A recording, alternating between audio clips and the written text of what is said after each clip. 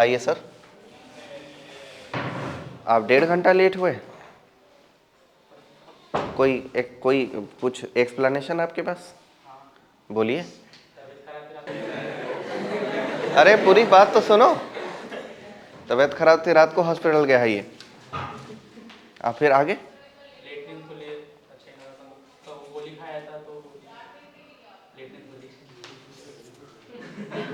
गोली टैबलेट ऐसे बोलो ना यार, गोली खाने की बात कर रहा हूं। आए हैं तो बैठ जाइए। ट्रेन वाला एक्सप्लेनेशन नहीं दिया आपने।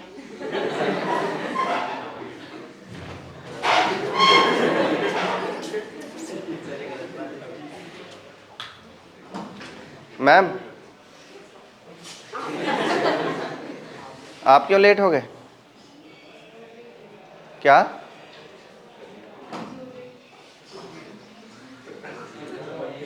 आज पहली बार लेट हुए ना, कोई बात नहीं। अरे एक ही दिन लेट हुए हैं ना आज तक, इससे पहले कभी नहीं हुए ना आप। अपना सुबह का 7 सबके 8:30 बजे ही बजता है, ये सही है। 1.5 घंटा आपके लिए समय पीछे चल रहा है। कोई बात नहीं, आप 10 बजे भी 7 बोल सकते हो।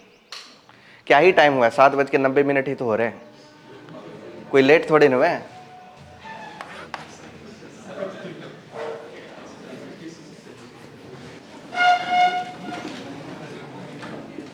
सभी रियल नंबर्स को रियल नंबर लाइन पर लोकेट करना है, और ये आपको बचपन से आता है। कॉम्प्लेक्स नंबर को कहाँ लोकेट करेंगे? कॉम्प्लेक्स नंबर का लोकेशन होता है एक ऐसा प्लेन जिसमें 2 एक्सिस हो। एक एक्सिस का नाम है रियल एक्सिस और एक एक्सिस का नाम है इमेजिनरी एक्सिस। और ये 2 एक्सिस दोनों परपेंडिकुलर होते हैं, जहाँ मिलते हैं उसको ओरिजिन कहते हैं। और इन दोनों एक्सिस से जो मिल करके प्लेन बनता है उसको बोलते हैं ऑर्गेंड प्लेन या गॉसियन प्लेन या इमेजिनरी प्लेन। तो एक ऐसा प्लेन ले लो, ऑर्गेंड प्लेन, ऑर्गेंड या फिर गॉसियन या इमेजिनरी प्लेन। इसमें 2 एक्सिस होते हैं। इस प्रकार डिजाइन होता है। ये वर्टिकल लाइन को इमेजिनरी एक्सिस कहते हैं और हॉरिजॉन्टल लाइन को रियल एक्सिस कहते हैं। रियल एक्सिस, और इसका नाम है इमेजिनरी एक्सिस। जहां ये दोनों इंटरसेक्ट करते हैं उसका नाम है ओरिजिन। इसमें रियल कोऑर्डिनेट 0 है, इमेजिनरी कोऑर्डिनेट 0 है। मान लीजिए कि एक z नाम का कोई कॉम्प्लेक्स नंबर है जिसको कि मैं a + b आयोटा कहता हूं। तो location of z = a + iota b on organd plane as a, b। Real axis पे a यूनिट जाना है, इमेजिनरी एक्सिस पे b यूनिट जाना है। तो अब मान लीजिए रियल एक्सिस पे a यूनिट इतना होता होगा और b यूनिट इतना होता होगा, तो ये जो पॉइंट नजर आ रहा है यही है कॉम्प्लेक्स नंबर। ये एक पॉइंट है जो complex number a + iota b है। तो मैं चाहूं तो इस पॉइंट का नाम p रख सकता हूं या इस पॉइंट का नाम भी z भी रख सकता हूं, या इसी बात को मैं सिमिलरली ऐसे बोल सकता हूं कि z = a + b आयोटा, जिसमें रियल कंपोनेंट a है यानी ये डिस्टेंस a हो गया, और इमेजिनरी कंपोनेंट b है यानी ये डिस्टेंस b हो गया। a और b दोनों मिलाकर जिस पॉइंट को लोकेट किया है वही पॉइंट कॉम्प्लेक्स नंबर है। अब अगर इस पॉइंट को मैं ओरिजिन से ज्वाइन कर दूं, तब जो डिस्टेंस मुझे मिलेगा, ये डिस्टेंस इस कॉम्प्लेक्स नंबर की मैग्नीट्यूड कहलाती है। क्या कहलाती है? मैग्नीट्यूड। ये दोनों पॉइंट ओरिजिन और इस पॉइंट के बीच का जो गैप है, जो डिस्टेंस है, वो कहलाता है मैग्नीट्यूड। समझ गए? अब देखो, मान लीजिए कि ये कॉम्प्लेक्स नंबर ऐसा ज्वाइन कर दिया, तो ये मैग्नीट्यूड लाइन से रियल एक्सिस से जो एंगल बना है, ये एंगल कहलाता है एम्पलीट्यूड। क्या कहलाता है? एम्पलीट्यूड, या इसी को आर्गुमेंट बोलते हैं। क्या क्या बोलते हैं? एम्पलीट्यूड या फिर आर्गुमेंट। ये एम्पलीट्यूड या आर्गुमेंट एंगल होता है और ये चीज मैग्नीट्यूड है। ओरिजिन से इस पॉइंट के बीच का डिस्टेंस। मान लीजिए कि ये O पॉइंट है और ये P पॉइंट है, तो OP क्या कहलाएगा? OP कहलाएगा मॉड ऑफ Z, यानी magnitude of Z, magnitude of Z। ये एंगल थीटा है, तो ये थीटा एंगल क्या कहलाएगा? आर्ग्यूमेंट, आर्ग्यूमेंट या फिर amplitude, amplitude of Z। Symbolically ऐसे लिखा जाता है ARG ऑफ Z या फिर AMP ऑफ Z, यानी ये कॉम्प्लेक्स नंबर का एंगल कितना है। तो ये कॉम्प्लेक्स नंबर का एंगल इतना है, थीटा है। अब बताओ, अगर कोई कॉम्प्लेक्स नंबर प्योरली रियल है तो उसका एंगल कितना होना चाहिए? 0 होना चाहिए। पक्का श्योर है? 180 भी तो हो सकता है। तो जवाब पूरा पूरा न दोगे जी। अगर कोई कॉम्प्लेक्स नंबर प्योरली रियल है तो उसके एंगल क्या क्या हो सकते हैं? 0 या फिर 180। अगर कोई कॉम्प्लेक्स नंबर प्योरली इमेजिनरी है तो इमेजिनरी एक्सिस पे लाई करेगा, तो 90 हो सकता है या फिर -90 हो सकता है, दोनों ही एंगल हो सकते हैं, 90 डिग्री या फिर -90 डिग्री। पूरा कोऑर्डिनेट ज्योमेट्री पढ़ो, ये बताने की जरूरत नहीं है कि एंटी क्लॉकवाइज सेंस में मेजर किया गया एंगल पॉजिटिव माना गया है बुजुर्गों द्वारा, और क्लॉकवाइज सेंस में मेजर किया गया एंगल नेगेटिव माना गया। तो ये रहा argument, amplitude, argument of Z या फिर एम्पलीट्यूड ऑफ Z। अब देखो कि ये लेंथ निकलता कैसे, यानी OP जिसे आपने मॉड ऑफ Z कहा है, वो डिस्टेंस निकलेगा कैसे? सिंपल डिस्टेंस फॉर्मूला है और वो हो जाएगा रूट अंडर, बोलो ना यार, A² प्लस B²। अब देखो कि ये जो एंगल आपने कहा है वो निकलेगा कैसे? थीटा कैसे निकलेगा? tan inverse of B upon A, tan inverse of B upon A। इसी को हम कभी कभी R भी कहते हैं। क्या कहते हैं? R। और theta is equal to tan inverse of B upon A। B और A में मॉड लगाने का मन कर रहा है तो लगा देते, बाद में समझाएंगे क्यों लगाए। हालांकि मॉड लगा सकते हो, पॉजिटिव नंबर है, मॉड लगाने की इच्छा है तो क्या ही दिक्कत।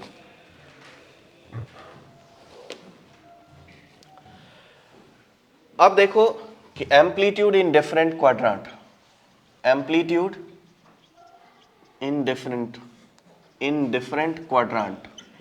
तो आपको सबसे पहले एक चीज समझना पड़ेगा कि एम्पलीट्यूड, जिसका कि आर्गुमेंट भी बोलते हैं, उसका एक फिक्स रेंज होता है और वो होता है -π से लेकर के +π तक।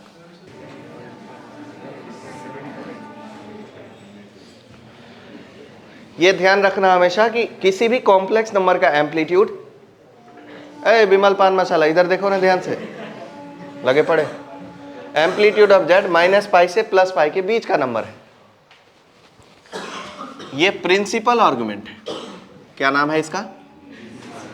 प्रिंसिपल। भगवान जाने मुझे प्रिंसिपल लिखते आएगा कि नहीं। आ गया? नहीं आता है, रॉन्ग लिखा है, LE आता है। दो अलग अलग प्रिंसिपल होते भाई।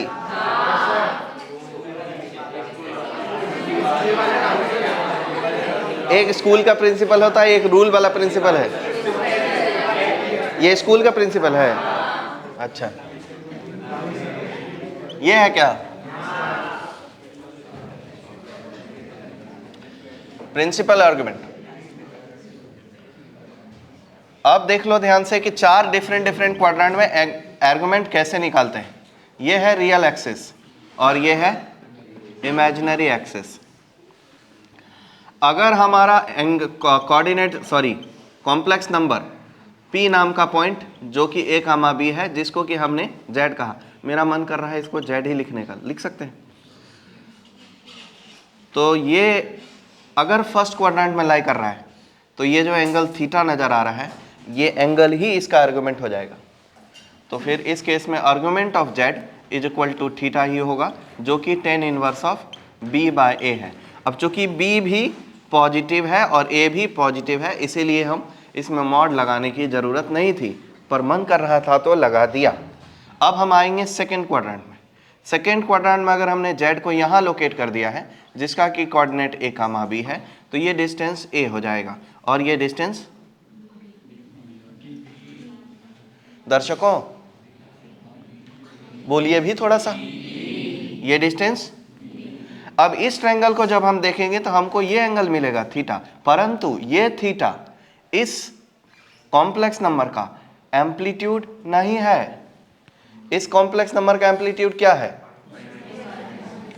ये एंगल है, फील करो, ये एंगल, जबकि हमको जो मिलेगा वो क्या है? छोटा वाला एंगल थीटा। तो एक्चुअल वाला एम्पलीट्यूड क्या होना चाहिए? तो इस क्वाड्रेंट में एम्पलीट्यूड ऑफ जेड जो होगा वो होगा पाई माइनस थीटा। देखो पाई माइनस थीटा, देखो पाई माइनस थीटा, बोलो पाई माइनस थीटा। निकालने का technique tan inverse of b by A. अब पता चला मॉड लगाना क्यों जरूरी है, क्योंकि गलत हो जाएगा अगर मॉड नहीं लगाएंगे तो एंगल, क्योंकि ये एंगल तो साफ साफ एक्यूट है ना, तो इसलिए b बाय ए को पॉजिटिव होना जरूरी है, तो इसलिए b और a को दोनों का सेम साइन का होना जरूरी है। अब आते हैं थर्ड क्वाड्रेंट में। अगर हमने थर्ड क्वाड्रेंट में एंगल को रखा,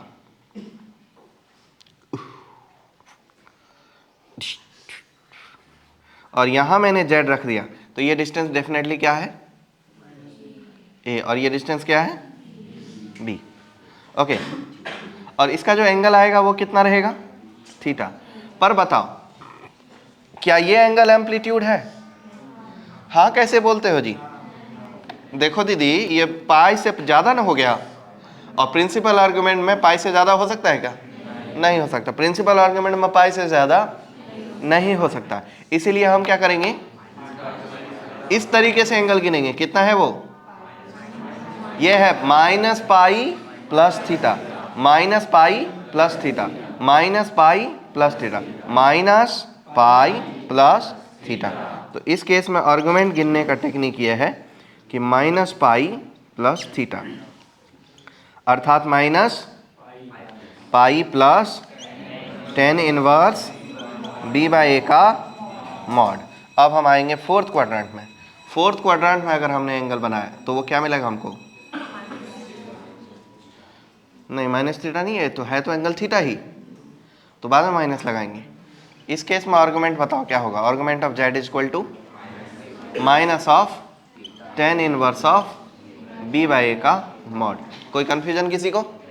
तो फर्स्ट क्वाड्रेंट में एंगल होता है tan inverse of b by A, second quadrant में आर्गुमेंट होता है pi minus tan inverse of b by A, third quadrant में आर्गुमेंट होता है minus pi plus tan inverse of b by A, और फोर्थ क्वाड्रेंट में argument होता है minus tan inverse of b by A. बात समझ गए सब? ओके। अब कॉम्प्लेक्स नंबर के तीन फॉर्म होते हैं। एक का नाम है जनरल फॉर्म जो कि a प्लस बी आयोटा होता है, दूसरे का नाम है पोलर फॉर्म जो कि cos theta plus iota sine theta whole times of r होता है, और तीसरे का नाम है यूलर फॉर्म जो कि e to the power iota theta होता है। तीनों फॉर्म पढ़ाता हूँ। 3 forms of complex number. Complex number, और तीनों फॉर्म का अलग अलग यूज है। पहला बात तो फॉर्म 1, ये जनरल फॉर्म कहलाता है। जनरल फॉर्म वो इस प्रकार दिखता है, a प्लस बी आयोटा। दूसरी बात है फॉर्म 2, और वो होगा polar form. Polar form explain करते हैं फिर लिखेंगे। मान लीजिए कि हमने z इक्वल टू, इतना सा स्पेस छोड़ देता हूँ बाद में लिखने के लिए। मान लीजिए कि हमने z equal to a plus B iota लिया और इसको लोकेट कर दिया यहाँ a कामा b पे, तो डेफिनेटली ये ट्रायंगल में ये डिस्टेंस a है, ये डिस्टेंस b है, बीच का एंगल कितना है? थीटा। ये लेंथ को अगर हमने z कहा है तो ये पॉइंट हमारा o हो गया, ये OG लेंथ का डिस्टेंस कितना है? r। कितना डिस्टेंस है? r। ओके, अब हम लगाएंगे a किसे लिखेंगे? तो आपको वर्टिकल कंपोनेंट हॉरिजॉन्टल कंपोनेंट लिखने आता है, और a का लेंथ हो जाएगा r cos थीटा, b का लेंथ हो जाएगा r sin थीटा, आपको पता है। ये पोलर कोऑर्डिनेट हो जाएगा a कामा b का r cos थीटा कामा ये एक्सप्लेन करने की ज़रूरत है नहीं है। ओके, तो ये हो जाएंगे r cos theta comma r sin theta. तो अब जिसने z equal to a plus iota b लिखा है वही z equal to a plus iota b को ऐसे भी लिख सकता है, r times of cos theta plus iota times of r sin theta.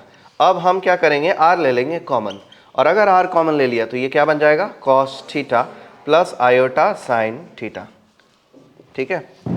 अब एक चीज़ होती है कैलकुलस में, उसको बोलते हैं टेलर सीरीज। क्या बोलते हैं, टेलर सीरीज। आप लोग टेलर स्विफ्ट को जानते हो, शक्ल जो है पवन सिंह जैसी है, लॉलीपॉप लागे लूँ और गाने सुनेंगे टेलर स्विफ्ट। बात r times of cos theta plus iota sin theta. अब देखो ये क्या दिखाता है, ये दिखाता है कि इसका रियल कंपोनेंट a है, इमेजिनरी कंपोनेंट b है। पर अगर इसी कॉम्प्लेक्स नंबर को मैंने कुछ इस प्रकार लिख दिया, r times of cos theta plus iota sin theta, दोनों में क्या अंतर है, डिजाइन का अंतर है, दोनों तो एक ही बात है, लेकिन ये डिजाइन कुछ और बता रहा है और ये डिजाइन कुछ और बता रहा है। ये यूज कर रहा है लेंथ ऑफ कॉम्प्लेक्स नंबर और एंगल ऑफ कॉम्प्लेक्स नंबर। ये बताता है कि ये ओरिजिन से कितना दूर लोकेटेड है, और ये बताता है कि ओरिजिन से कितने डिग्री पर लोकेटेड है, और ये बताता है कि एक्स एक्सिस से कितना दूर है, यानी रियल एक्सिस से कितना डिस्टेंस पे है ये, और इमेजिनरी एक्सिस से कितना डिस्टेंस पे है ये दोनों बात बता देता है। और ये बता देता है कि लेंथ कितना है और एंगल कितना है, दोनों चीज अलग अलग बात बता रहा है कॉम्प्लेक्स नंबर का। अच्छा, एक आदमी हुए उसने टेलर सीरीज बनाया, और उसी टेलर सीरीज का यूज करते हुए यूलर ने इस चीज को प्रूव कर दिया कि ये e to the power iota theta होता है। तो एक यूलर्स का जो है वो रिसर्च वो ये था कि उन्होंने cos थीटा के एक्सपांसन होते हैं, अभी आप लोग बहुत ही छोटे हो इसलिए आपको एक्सपांसन वर्ड नहीं पता है, 12th में जाएंगे तो सभी का एक्सपांसन बताऊंगा मैं लिमिट चैप्टर में, और टेलर सीरीज भी बताऊंगा। तो cos थीटा का एक्सपांसन होता है, तो cos थीटा के एक्सपांसन को यूज करेंगे और sin थीटा के एक्सपांसन को यूज करेंगे, और इस sin थीटा के एक्सपांसन में आयोटा मल्टीप्लाई कर देंगे, तो ये दोनों एक्सपांसन मिला के वो बनता है जो e to the power iota theta का एक्सपांसन है। और इसी सिंपल सी बात का यूज किया यूलर ने, और ये चीज यूलर के नाम से प्रसिद्ध हो गया। cos theta plus iota sin theta equal to e to the power iota theta Euler का रिजल्ट है, और इसीलिए कॉम्प्लेक्स नंबर अब यूलर फॉर्म में आ गया। तो अब हम कॉम्प्लेक्स नंबर के 3 फॉर्म पढ़ने लगे। तीसरा फॉर्म है यूलर फॉर्म, जो कि z equal to r into e to the power iota theta है। यह भी बताता है कि कितने डिस्टेंस पर है और कितने एंगल पे है, वो कुछ और बता रहा है, ये सेम बात बता रहा है, और ये भी एक ही बात बता रहा है। r equal to z equal to r into e to the power iota theta. अब देखो, अगर कॉम्प्लेक्स नंबर a प्लस b है, मान लो कि z equal to √3 plus 5 iota है, और इसका पावर किसी ने 100 कर दिया, तो बाइनोमियल थ्योरम का बहुत बड़ा एक्सपांसन लगेगा। लेकिन अगर इसी कॉम्प्लेक्स नंबर या इस जैसा कोई भी कॉम्प्लेक्स नंबर को किसी ने 3 into e to the power iota π/7 कर दिया और इसका पावर 100 करना पड़े, तो बहुत ज्यादा आसान नहीं हो जाएगा। 700 π/7 है, 100 π/7 नहीं लगता है। तो हाइयर पावर के साथ डील करना है तो यूलर फॉर्म यूज होता है, और छोटे पावर के साथ यूज करना है तो ये वाला फॉर्म यूज होता है। अब हाइयर पावर के साथ डील करने में पोलर फॉर्म भी होता है, यूलर फॉर्म भी होता है, अपने अकॉर्डिंगली हमको यूज करना है। तो ये 3 फॉर्म होते हैं कॉम्प्लेक्स नंबर के।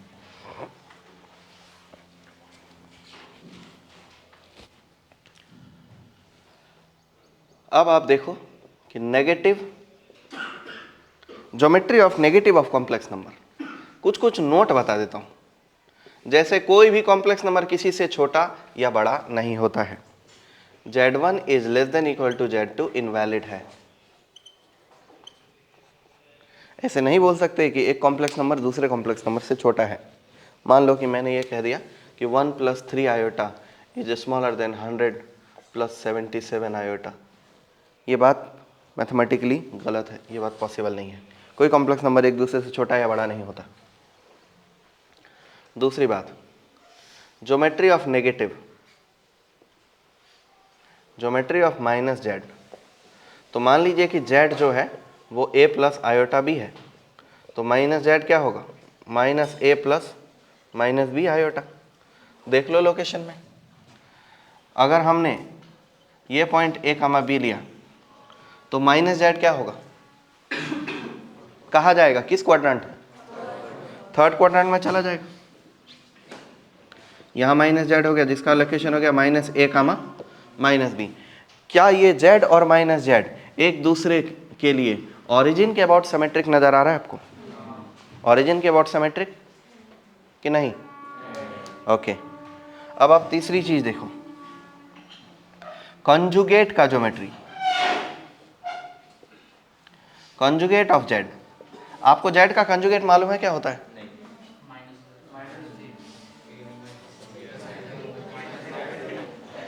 इमेजिनरी पार्ट का साइन बदलते हैं।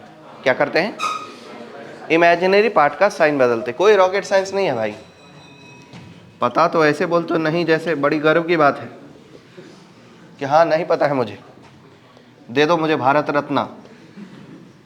Z equal to A plus B iota, Z bar equal to क्या हो जाएगा, ए माइनस बी आयोटा। क्या करना है इस केस में, इमेजिनरी पार्ट का साइन बदलना है। तो अगर जेड यहां पर है तो जेड बार कहाँ होगा, रियल एक्सिस के लेंथ के साथ कोई छेड़छाड़, तो ये ए कामा बी होगा, तो जेड बार क्या होगा, ए कामा माइनस बी। जेड बार क्या होगा, ए कामा माइनस बी। इसका मतलब ये हुआ कि जेड का mirror image about real axis as, conjugate of Z, conjugate of Z is what, mirror image of Z in real axis. ये यहां पर आ गया जेड बार जिसका लोकेशन क्या हो गया, ए कामा माइनस बी। जेड और जेड बार के लेंथ में कोई अंतर, एंगल में कोई अंतर नहीं, लेंथ भी सेम है एंगल भी सेम है, कैसे हो सकता है फिर अलग अलग? एंगल में अंतर है ना, एक का एंगल प्लस थीटा तो दूसरे का एंगल माइनस थीटा। मान लो कि एक कॉम्प्लेक्स नंबर में लेता -2 + 3 आयोटा, तो -2 + 3 आयोटा यहाँ आता, और उसका जब मैं कंजुगेट लेता तो क्या बनता, -2 - 3 आयोटा। समझ गए? ओके। तो ये कंजुगेट ऑफ जेड है। अब मत कहना कि नहीं पढ़ा, लिख लीजिए आराम से।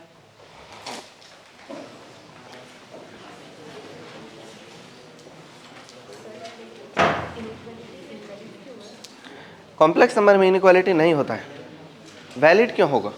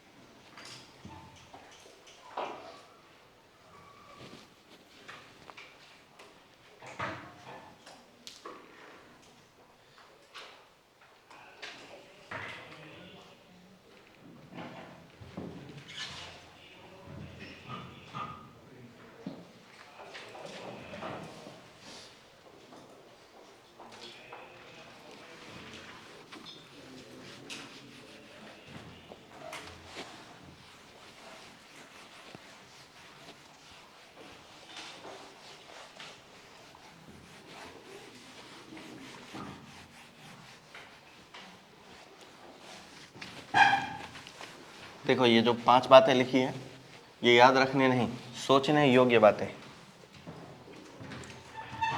और आर्गुमेंट की प्रॉपर्टी बहुत सारी होती है, 10-12 होती है, वो अलग से पढ़ेंगे, उस पर बहुत क्वेश्चन आते हैं जेईई मेंस जेईई एडवांस में। पर अभी बेसिक आर्गुमेंट के गुणधर्म बता दे रहा हूँ। रियल नंबर का आर्गुमेंट कितना होना चाहिए? इट डिपेंड्स कि रियल नंबर कैसा है, पॉजिटिव नंबर की negative number. Positive real number का आर्गुमेंट कैसा होना चाहिए और नेगेटिव रियल नंबर का आर्गुमेंट क्या होना चाहिए? पाई। अच्छा, प्योरली इमेजिनरी नंबर का आर्गुमेंट कितना होना चाहिए? या तो प्लस पाई या फिर माइनस पाई। अगर किसी कॉम्प्लेक्स नंबर का आर्गुमेंट थीटा है तो उसी कॉम्प्लेक्स नंबर के नेगेटिव का आर्गुमेंट क्या होगा? ये थीटा है तो इसी के जस्ट नेगेटिव, ये माइनस जेड है, इसका एंगल क्या होगा? अब इस थीटा में प्लस पाई भी ऐड कर सकते हो या थीटा से माइनस पाई भी कर सकते हो। समझ पा रहे हो? थीटा से अगर मैंने प्लस पाई किया तो को टर्मिनल एंगल ही मिलेगा। को टर्मिनल पता है क्या आप लोगों को? तो 10th का एग्जाम एक बार वापस क्यों नहीं दे देते?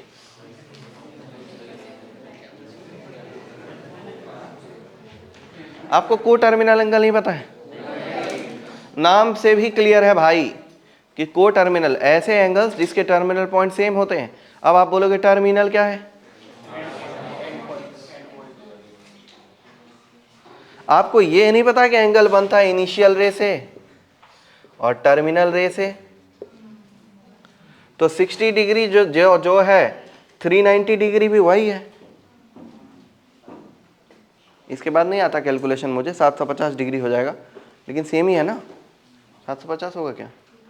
780, 60 डिग्री का। तो ये है टर्मिनल पॉइंट अगर सेम रहा तो को टर्मिनल एंगल होता है। कहो यार 10th में ये सब चीज़ क्यों नहीं बताए? बताए तो होंगे। तो 10th में पढ़ाए क्या फिर? नहीं था, मैं भी 10वीं पास किया हूँ, भैंस थोड़ी चराया हूँ। मेरे को पढ़ा दिया यार।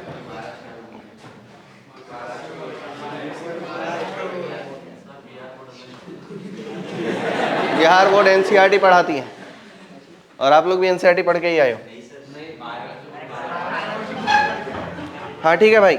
Argument of minus Z, argument of Z में या तो प्लस थीटा कर सकते हैं या माइनस थीटा कर सकते हैं। इससे हमको जनरल एंगल मिल जाएगा, लेकिन उस जनरल एंगल को प्रिंसिपल एंगल में सेट करने के लिए दिमाग लगाना पड़ेगा, जो कि लगा लेंगे हम, उतना तो है आपके पास। अच्छा, आर्गुमेंट ऑफ जेड बार क्या होगा सोच के बताओ?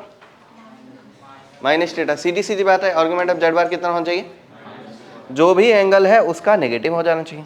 अच्छा, आर्गुमेंट ऑफ जेड, अगर मान लो कि आर्गुमेंट ऑफ जेड जो भी कुछ है उसमें अगर मैंने 2m पाई ऐड कर दिया तो बदल जाएगा क्या? नहीं बदलेगा, क्योंकि थीटा और 2m pi plus theta same ही होता है। ये कोई रॉकेट साइंस नहीं है। तो अगर मेरी इच्छा होगी तो मैं ऐड भी कर सकता हूँ, मेरी इच्छा है तो मैं सब्ट्रैक्ट भी कर सकता हूँ। इस चीज़ के लिए मैं आज़ाद हूँ। अब क्वेश्चन कर लेंगे। ढेर सारे क्वेश्चन कर लेंगे एक दिन में।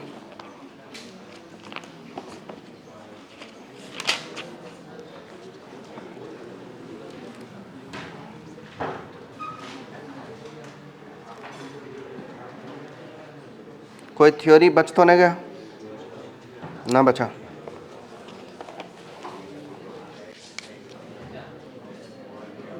Question 1, compute mod of z, argument of z, write into all forms। सभी फॉर्म्स में लिखना है। पहले नंबर के बाद z equal to 1 plus root 3 iota, दूसरे नंबर के बाद z equal to -1 plus root 3 iota, तीसरा क्वाड्रेंट में डाल देते इसी पॉइंट को, z equal to -1 minus root 3 iota, और चौथे क्वाड्रेंट में z equal to 1 minus root 3 iota.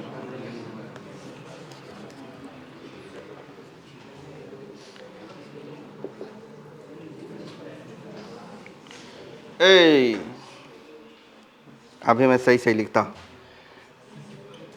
एक काम करो, इसमें आपको मेरी जरूरत है? खुद कर सकते हो? ये बेकार क्वेश्चन है, खुद नहीं कर सकते हो? करो। थ्योरी समझ गए तो कर ही लोगे ना, करो करो। Convert into Euler form, right principal. मैंने गलत लिखा था, मेरे को गलत कर दिए लोग। वैसे मैं स्पेलिंग के मामले में लड़कों की बात माना ही क्यों, ये सही है तो आपको गलत लिखा है। cos 30 degree plus iota sine 30 degree, z equal to 6 times of cos 310 degree minus. Class disturb कर रहे हो आप लोग, फालतू बातें करके क्लास डिस्टर्ब कर रहे हो। अपना काम करिए, होता है तो, नहीं हो रहा है कोई बात नहीं, चुपचाप बैठो, लेकिन हल्ला गुल्ला नहीं करो।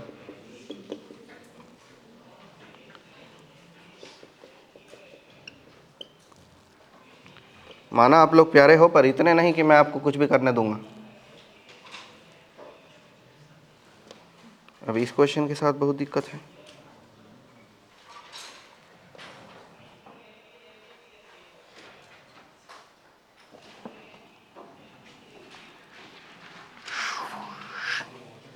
आयोटा बाहर आएगा और इसको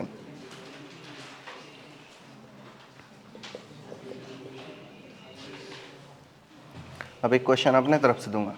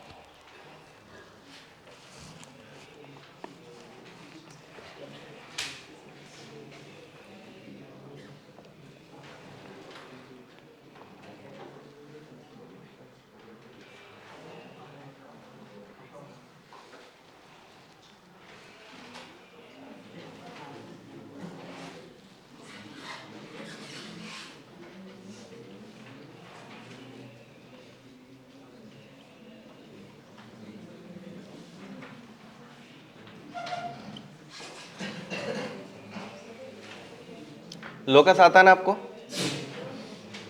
लोकस बनाते आता है question?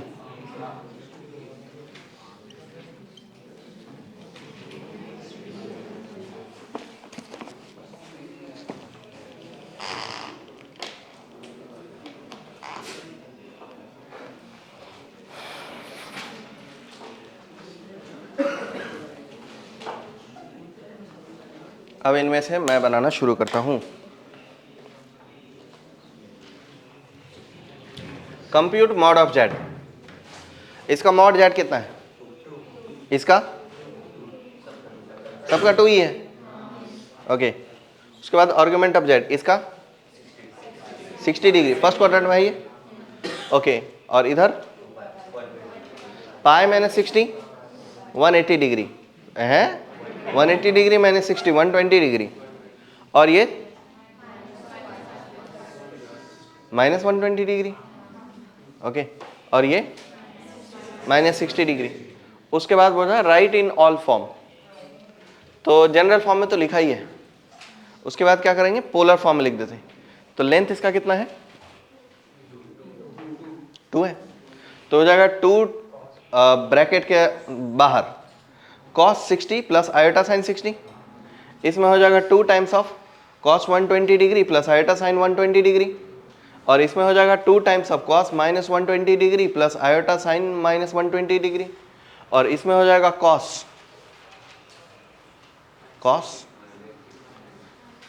Minus 60 degree plus iota sign minus 60 degree times of 2। ये क्वेश्चंस का आंसर मैंने बोल दिए। सबका सही आया है? कितने लोग सही आया हाथ उठाना। क्या पता इसमें भी कोई गलत कर देगा तो बनाना पड़ेगा मुझे। 30 मार्क की कमी नहीं है। Convert into Euler form and right principal argument. भाई ये किस फॉर्म पे लिखा है? पोलर। तो यूलर फॉर्म क्या होता है? R into e to the power iota theta. याद कर लेना ये बात को। यूलर फॉर्म होता है R into e to the power iota theta. R का वैल्यू कितना है इसका? आर की वैल्यू क्या है? -2। कोई कंफ्यूजन इसमें? आर का वैल्यू -2 कैसे हो सकता है? हमारे मुख का फोड़म किडनी।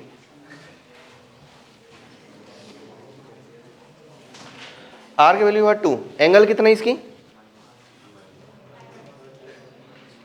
इसका एंगल 30 डिग्री। शाबाश, विमल खाओ आप। -30 डिग्री। एंगल कितनी है? -30 डिग्री। तो इसका पोलर फॉर्म क्या होगा? पोलर फॉर्म तो है ही है। यूलर फॉर्म क्या होगा? 2 into e to the power iota -30 degree, यानी 2 into e to the power iota -5/6। कोई कन्फ्यूजन नहीं? चलो भाई, इसका एंगल कितना है? -310 तो मुझे दिख ही रहा है। -310 का मतलब क्या होता है?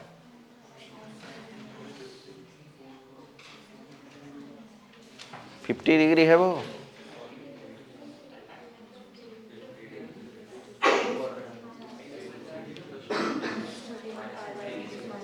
-310 डिग्री, इसका मतलब कितना है डिग्री बच गया है? 50 डिग्री बच गया है। तो इसका प्रिंसिपल आर्गुमेंट क्या हुआ? 50 डिग्री। तो ये पोलर फॉर्म पे, यूलर फॉर्म पे लिखेंगे तो कैसा हो जाएगा ये?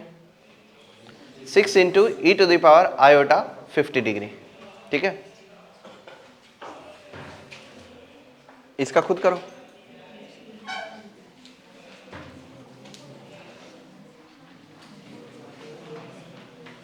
इसका बताओ आंसर क्या है आप लोगों का? जनरल फॉर्म बताओ इसका।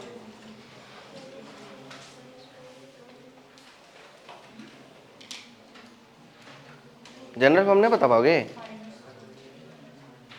नहीं, करो पहले। ये लोग इतना देर तक पहुंच ही नहीं पाता इतना जल्दी।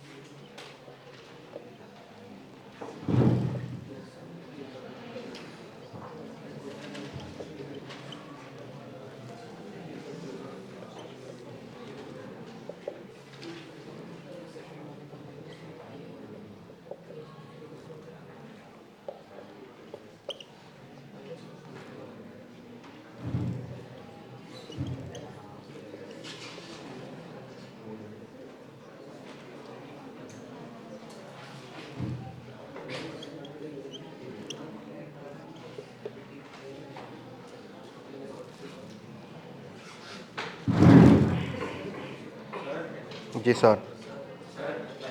जी सर।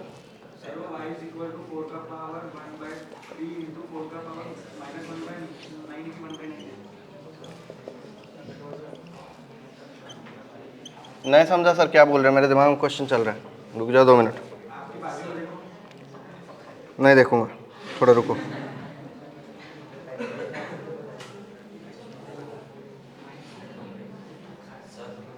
रुक जाओ।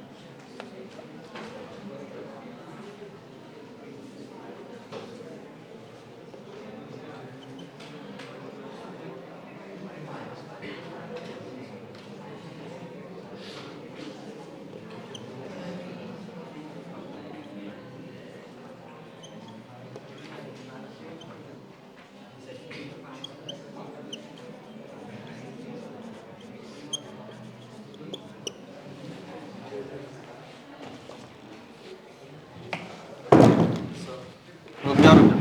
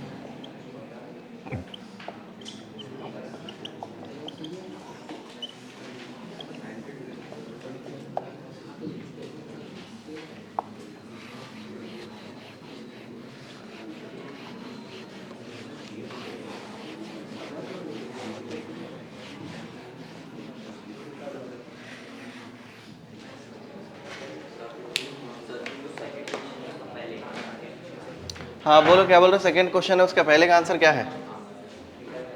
Convert into Euler form 2 into e to the power iota minus 30 degree minus 5/6। Minus कैसे आएगा? क्या बात कर रहे हो यार? ये माइनस आएगा cos 30 डिग्री।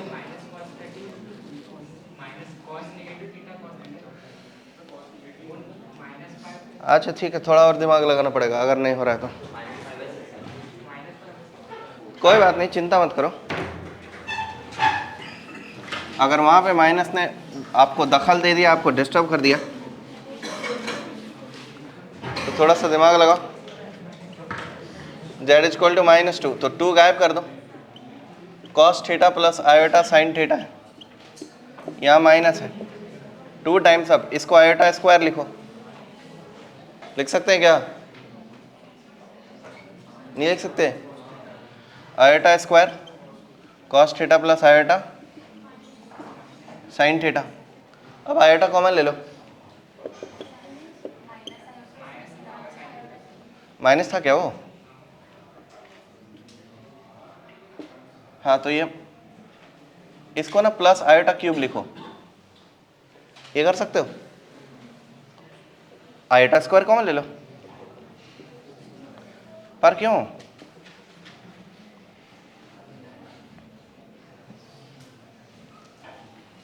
हाँ लिखते हैं 2 आयोटा स्क्वायर। इतना लंबा करने का उपाय दूसरा भी था, ऐसा कुछ नहीं करते इसको। यहाँ 2 इंटू आयोटा स्क्वायर है और इंटू ये e to the power iota theta है। चलेगा क्या आपको? अरे चलेगा कि नहीं? ओके। 2 इंटू -1 है, इसको एक काम करते हैं, -1 into e to the power iota theta 2 कर देते हैं। हमको क्या चाहिए? Euler form. अब इस -1 को लिखो, -1 का लेंथ कितना होता है? 1, और e to the power iota angle कितना होता है -1 का? एंगल कितना होता है? -1 का एंगल तो नेगेटिव नंबर का एंगल -पाई होगा ना, अभी अभी बताया था नेगेटिव रियल नंबर का एंगल -पाई है, सॉरी +पाई है। तो e to the power iota pi लिख दो, ठीक है। ये हो गया e to the power iota pi plus theta, e to the power iota pi plus theta कितना है सर? 30 डिग्री, तो π/6, ये 6 π/6, ई टू दी पावर आयोटा 7 π/6 हो गया।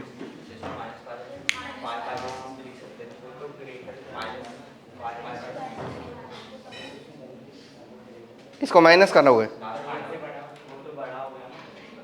7 π/6 π/6 हो गया। तो 7 π/6 को हम -5 π/6 ये भी लिख सकते हैं, तो वही लिख देंगे, ये प्रिंसिपल आर्गुमेंट नहीं है। तो 2 into e to the power iota -5 π/6, ये किया तो सही है। अब ये सब क्वेश्चंस करके लाना, ये वाला सवाल में दिमाग लगेगा, ये वाले क्वेश्चन में दिमाग लगेगा, बाकी सब कम दिमाग से बन जाएगा।